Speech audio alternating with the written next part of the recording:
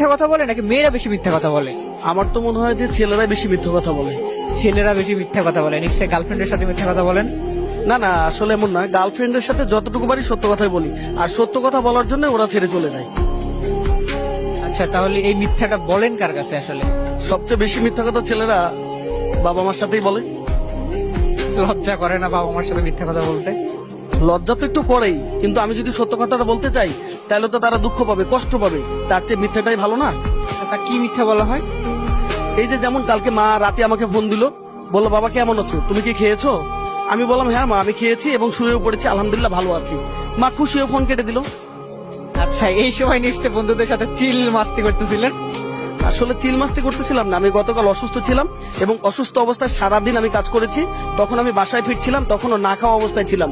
এখন যদি আমি আমার মাকে বলতাম যে আমি এই অবস্থায় আছি, তাহলে তো মা কষ্ট পেত, তাই না? তার চেয়ে বরং আমি মিথ্যা কথা বলাতেই কি মা ভালো থাকলো না? আমার কাছে মনে হলো যে সত্য বলার চেয়ে মিথ্যা বলাটাই আমার মাকে বেশি ভালো রাখলো। আলহামদুলিল্লাহ, তারপরে অনেক ভালো আছি।